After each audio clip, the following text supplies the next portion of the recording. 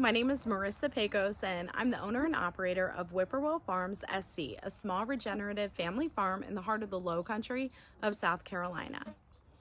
In this video, you guys are going to see me take our land that we recently moved onto in October of 2019 and turn some of our really sandy clay-like soil into a beautiful no-till garden using a lot of the byproducts from our clearing.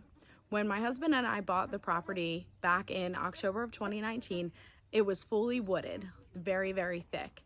But we don't have a lot of oak trees, and even in the front, we didn't have a lot of pine. We had mostly chinaberry, sweet gum, popcorn trees, things that weren't really useful at all. And so we burned most of the piles of wood. And so as we were doing this and we were making a lot of byproduct from burning, I was trying to think of ways that we could utilize this timber still, even though it was being burnt. So I started planning our garden. Obviously, I want to have a no-till garden, something that I can build upon year after year, continually adding into the soil and building the soil and making it crazy dense with nutrients. And so in this video, you're going to see how I take this land and little by little mound the garden up by hand, add in biochar, add in hay, add in fertilizer from our chickens, from our rabbits, add in biochar, add in even sticks that we raked up from around the yard as our mulch. So we really don't like to waste anything on our farm, and being able to utilize all of the elements that are available to us and all of the byproducts that are available to us, whether it's from animals or from plants, is part of how we remain sustainable on our farm. And then not only do we utilize the resources that we have, but we also focus on regenerating them as well. So check out the video, see if you can learn something, and maybe it's something that you can try in your own garden. We have a couple different things that we were trying. There are spaces where I used rabbit manure and peanut hay. There are spaces that I use mulching. There are spaces that I use Bermuda hay. There are spaces that I just mulched with peanut hay, mulched with cedar chips. I'm just trying to figure out what works best. But I think the combination is mounding up, laying hay, laying biochar, laying sticks for mulching, and then laying rabbit manure mixed with their peanut hay that falls through their cages.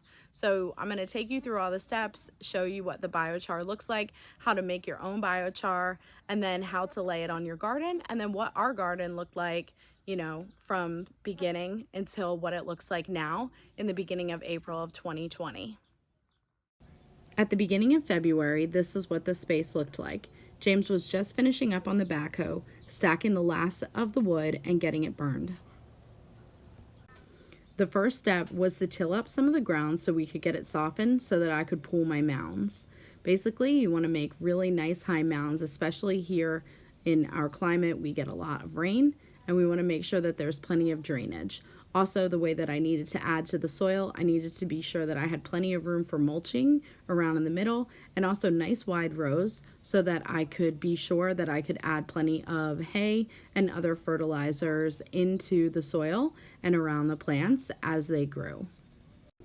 The goal is to only use the tiller initially to soften up the soil as you make your mounds, and then eventually you won't have to till anymore. You'll just continue to add mulching, you'll add your hay, you'll add your fertilizers and all of your other amendments to the soil, and you won't have to pull the tiller back through. It'll also help keep down weeds that way. This was all one big experiment, and so for me, I started adding the biochar, but then I decided what I wanted to do was put the hay down and then add biochar.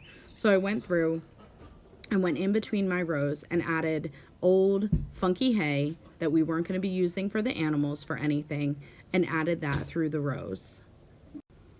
There was nothing quick and easy about this process. Every aspect of building this garden took a ton of time. However, the idea is that if you put in the time in the beginning and you get it to where you need it to be, hopefully you'll be able to just continue to build upon it instead of going back through and redoing it. Little by little, the garden started to come together. Next, we started utilizing our biochar. The biochar is a byproduct of burning our timber, but you want to make sure that you stop the burn process before the timber turns completely to ash. The coals are the biochar, and we stop the burn process by pushing dirt up onto the fires. And so as the fires would burn, we would push more dirt up onto the fire, and then I would take the shovel and just dig out from underneath.